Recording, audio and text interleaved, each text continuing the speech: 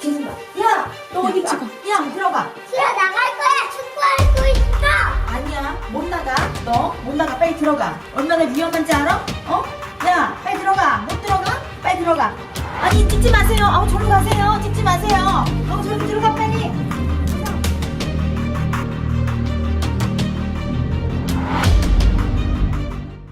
축구 선수가 되고 싶었던 아이.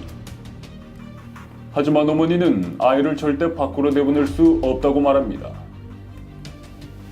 어머니는 어째서 아이를 밖으로 내보낼 수 없었던 것일까요? 한 소년의 꿈은 이대로 무너져버리고 마는 걸까요? 그런데 말입니다.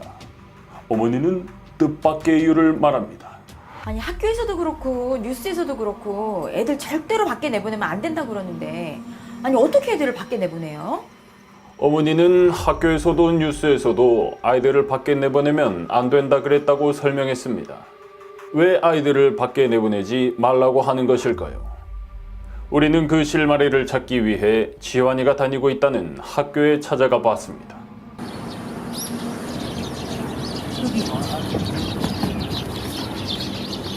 제작진이 입수한 학교 매뉴얼에 따르면 학교에 설치된 미세먼지 측정기가 나쁨 수준인 날, 즉 초미세먼지의 수치가 90 이상으로 지속되는 날에는 아이들의 야외 수업을 금지하고 있었는데요.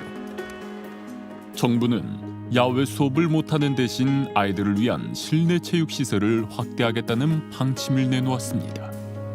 지환이가 야외에서 축구를 하겠다고 했던 사건 당일, 서울대로변의 미세먼지 농도는 117.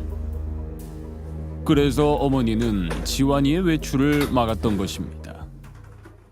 미세먼지는 어디서 발생되고 우리 건강에 어떤 영향을 미칠까요? 도대체 미세먼지란 무엇일까요? 자, 이 공을 사람 머리카락의 단면이라고 가정해 봅시다. 실제 사람의 머리카락은 매우 얇지만 이 정도라고 가정해 보는 겁니다. 보통 사람의 머리카락은 50 마이크로미터. 그렇다면 PM10이라 불리우는 미세먼지는 어떨까요? 머리카락 직경 5분의 1인 이 정도가 되겠습니다. 그렇다면 PM2.5라 불리우는 초미세먼지는 어떨까요?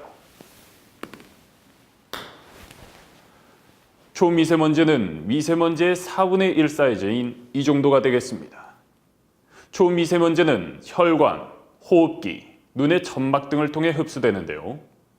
노약자나 어린이가 취약합니다.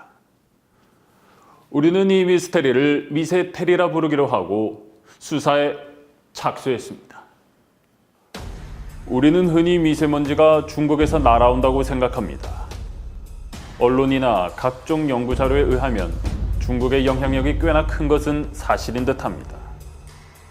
중국 미세먼지는 200 마이크로미터를 넘나들고 있습니다.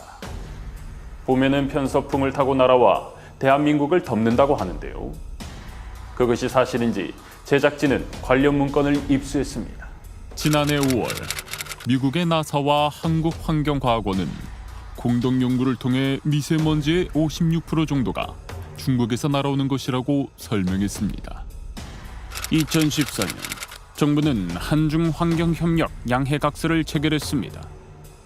그런데 말입니다. 아무튼 어려운 건 모르겠고요. 연구를 한다는데 그냥 답답할 뿐이에요. 뭐가 변화가 있어야 되는데 변화는 없고 맨날 연구만 한다고 그러고. 그렇습니다. 협력 사업과 공동 연구를 진행해왔지만 우리는 큰 변화를 느낄 수 없었습니다. 미세먼지를 줄이기 위해선 중국의 변화가 필요했고, 그러기 위해선 이 문제가 공론화되고 그에 맞는 실질적인 정책이 필요했습니다.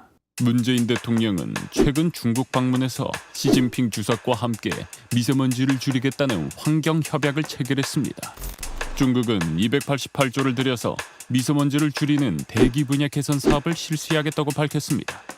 양국의 정상이 만나 미세먼지에 관한 이야기를 했다는 것은 중국에서도 많은 관심을 가지고 있다는 것을 의미합니다. 중국이 변하고 있습니다. 우리나라에겐 좋은 소식이 아닐 수 없는데요. 하지만 말입니다. 끝날 때까지 끝난 게 아니라는 말이 있습니다.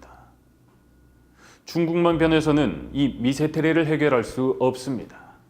바로 국내 오염원들 때문입니다. 제가 결혼하면서 남편 직장 때문에 공장 옆에 살게 됐는데 살다 보니까 이 공사 차량하며 이 굴뚝에 공장 굴뚝 연기 이거 다 미세먼지잖아요. 그렇다고 내가 해결할 수 있는 것도 아니고 그렇다고 당장 내가 이사 갈 수 있는 것도 아니고 진짜 이걸 어떻게 해야 될지 답답해 죽겠어요.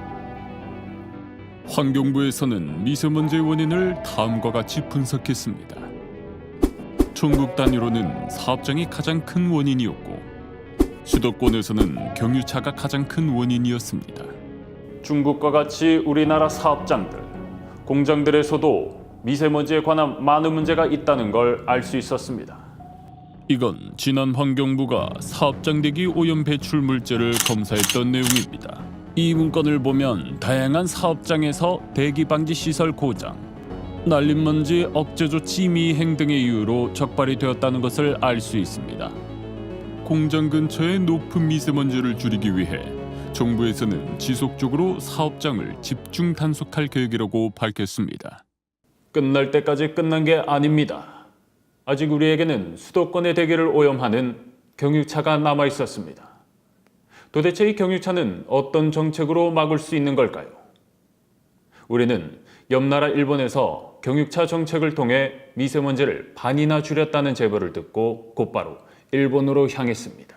경유차에 대한 질문에 사람들은 뭐라고 대답했을까요? どうだろう。いや、見ないですね。見ないですかあんまり見ないですよね。東京には少ないよね。少ないですか東京はガソリンですね。あまりディーゼルの車は東京には走ってないと思いますよ。トラックは多いけども普通の乗用車にはあんまりディーゼルはまだ走ってないと思います。 사람들은 시내의 경유차가 거의 없다고 대답하고 있었습니다. 왜 그런 걸까요? 일본은 10년간 시내에 저감 장치를 달지 않은 경유차의 출입을 제한하는 노경유차 정책을 실행했고 그 결과 미세먼지의 양을 반으로 줄일 수 있었다고 합니다.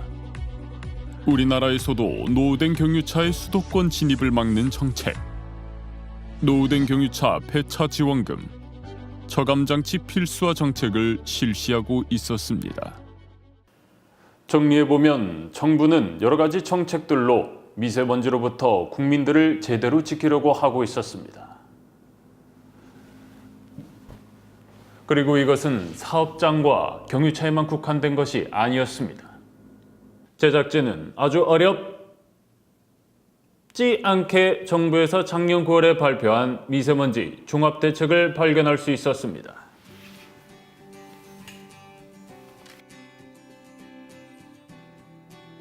정부는 미세먼지 정책을 수송, 산업, 발전, 생활 부문으로 체계화한 종합대책을 마련했습니다. 그중 눈에 띄게도 국민의 생활과 관련된 정책들이 다수 포함되어 있었습니다.